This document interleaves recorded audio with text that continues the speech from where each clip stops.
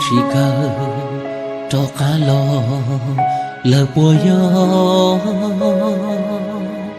có cha sò tôi xa cụ lờ cú luôn cao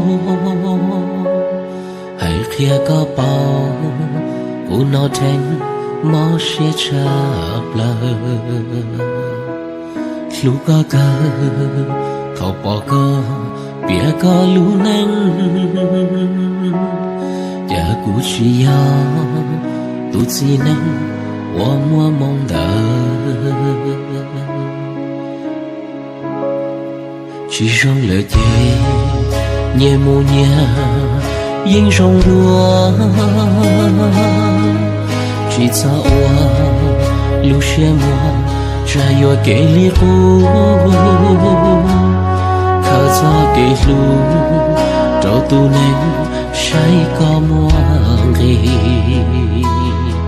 ya bua thầu y có chỉ cả yêu cũ che cho kể lu có lu nên từ chỉ trâu đô cú si có cha luôn cao mong ya cú si có ta cú lu nên tiền nó lu lu có lo chuyện chỉ tao có yêu rong xe ua lúa thọ bỏ cao tra cá lo sa tia tia non che chua ta nung đời yêu chính chỉ có lời luôn câu mong ya ôi yêu mùa cho mong tao lúc có rầu ta tia nó chỉ mua tu cũng do chua có một ta nó tàu trở xuống mò cô xe trời xuống mua cho mong rồi tàu chỉ có rồi cô xe cha yêu chỉ buộc gặp là đời cũng xuống dia mu lời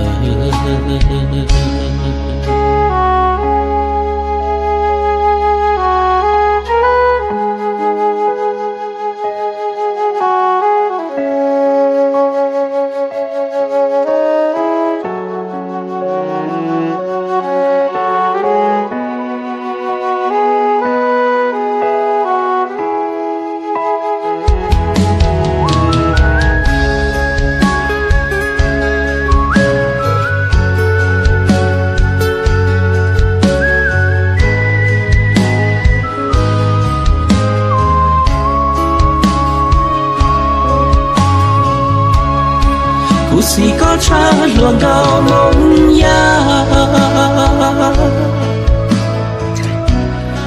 cú si có ta cú lu nên tiền nó lu lu có lo chuyện chỉ tao có yêu rong xe ua lúa thọ bỏ cao tra cá lo sa tia tia non che chua ta nung đời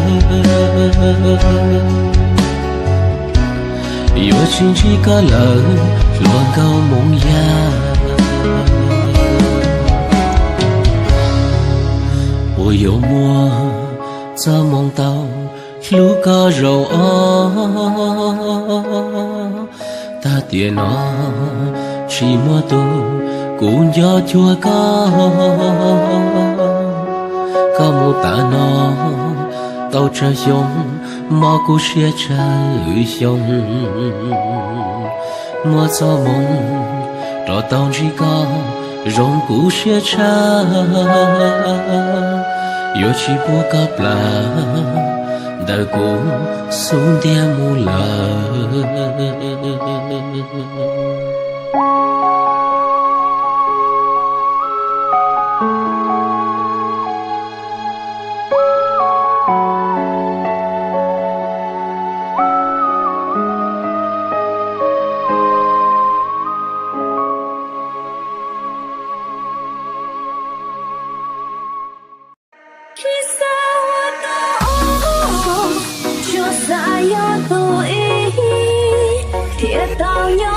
Hãy subscribe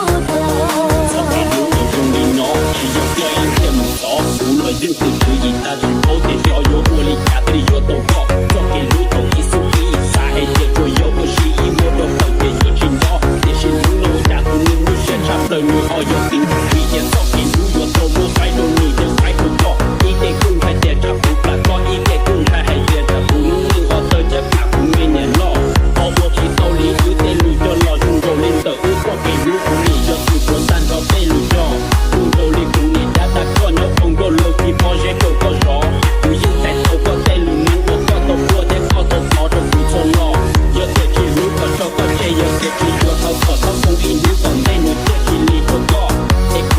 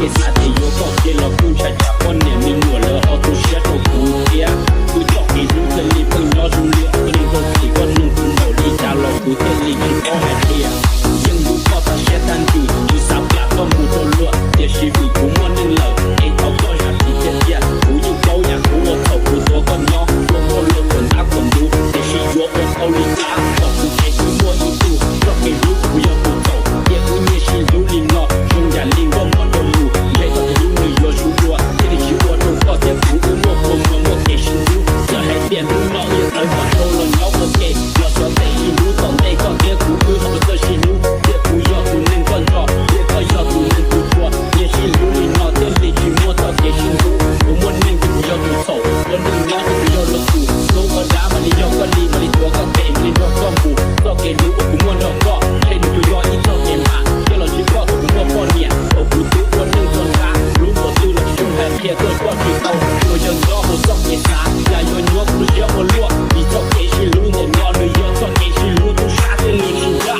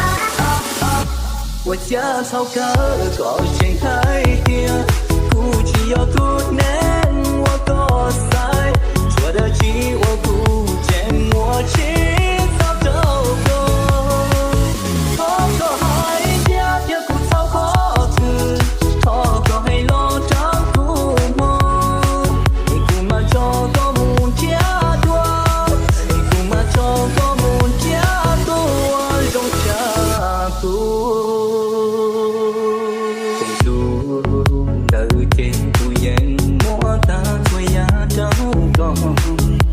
chỉ hay luôn nắng ngồi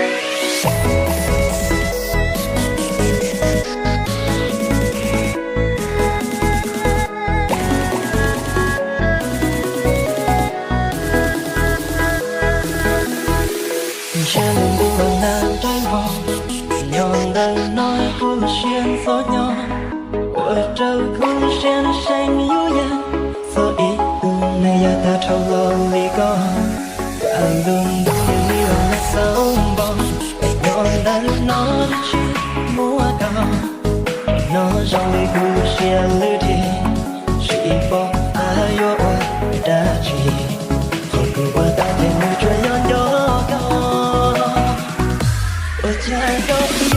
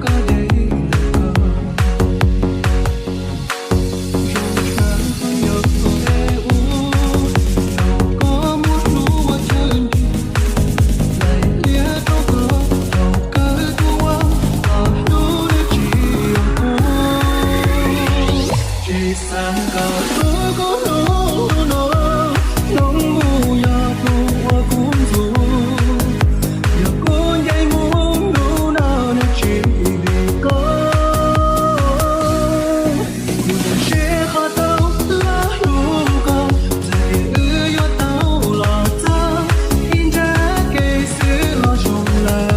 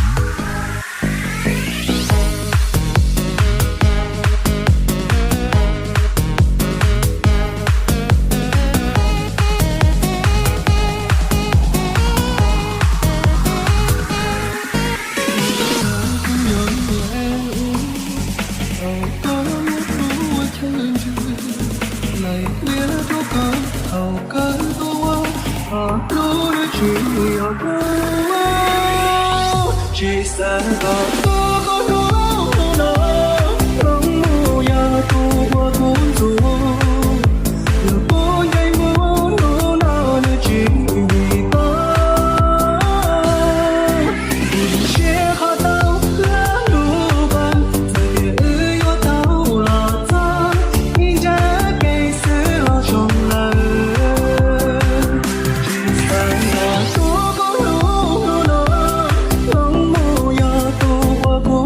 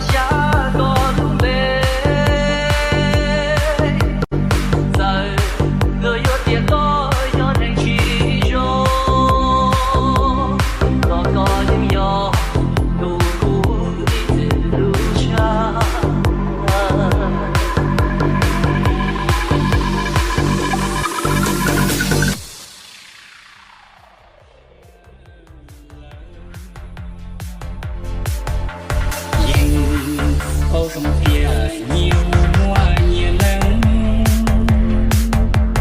chia chỉ phụ chuyện nhang gió có cụ trụ nắng sông xin chạy lời đau có ta lũ sông có muốn sẽ chia khu nhon chiều mong lòng đau sông ngõ có nhỏ lý đào nhưng sao chưa gió vẫn chỉ còn lòng đó có đủ theo có rong xiao nhớ khơi có gió khi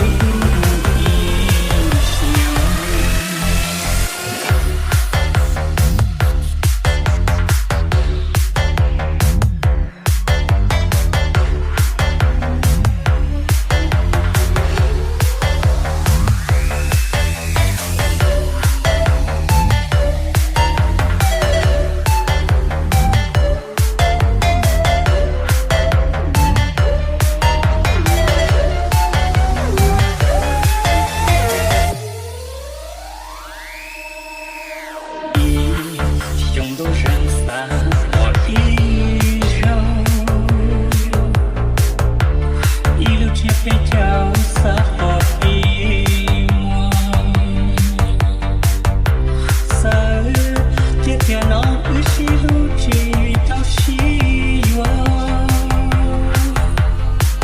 y trong y hoa xưa trong xia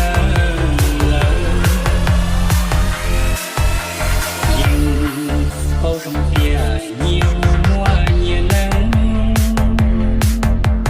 chia chỉ phụ chuyện nhang gió có cụ trụ nắng sông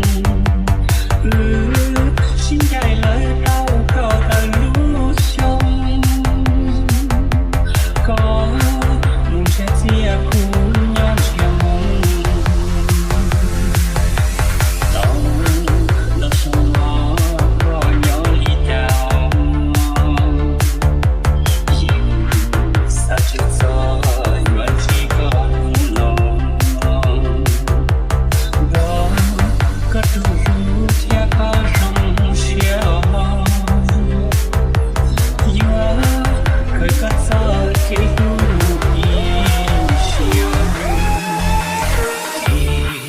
lúc thao nó vì gió hông xưa chỉ vì có bụi chỉ vì lên từ gió mong chỉ sợ ư tia tao giờ kế tia chỉ phải ư chỉ thao nhỏ qua kỳ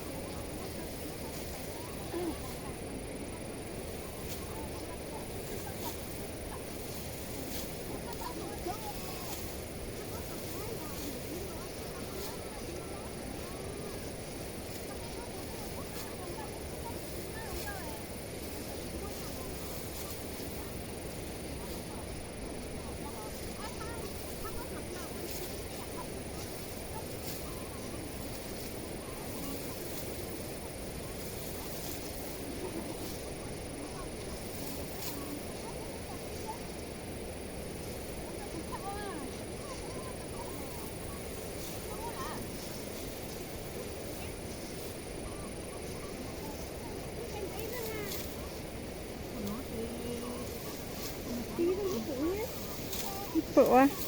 Gì đấy? Lấy sữa. Quá chị lùi chị lấy cái này. Em đã.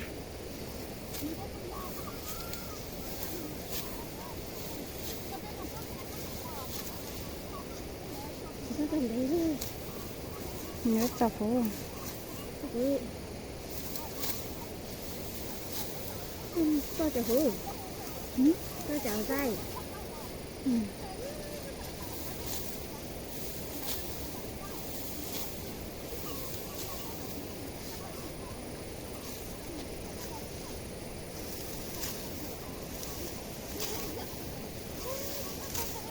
Cái máy ông mạng.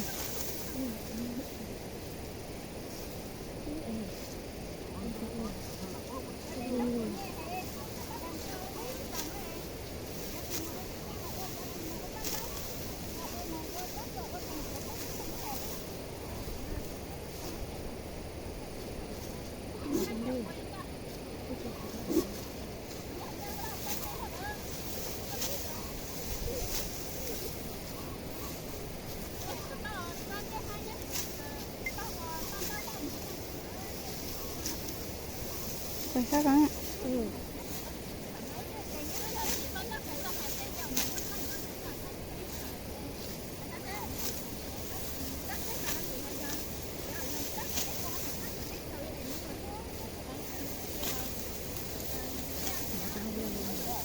Đây nha, chào ta. Nha. À, đây nha. Đây nha. Chào gì cô đây. À, chị đọc ta rồi. Chúng ta đang gần đấy cây. Hả? Chúng ta gần đấy cây. Nó không có dây quay tại sao rồi? Như là dây à? Không có cái thế. Nó đây rất là thỉnh à. Nó ra rất là thỉnh à. Ta. Tóc gì? Hàm này của chị. Tôi dạo quá bây giờ. Được rồi. Hãy thổi. Bữa đó.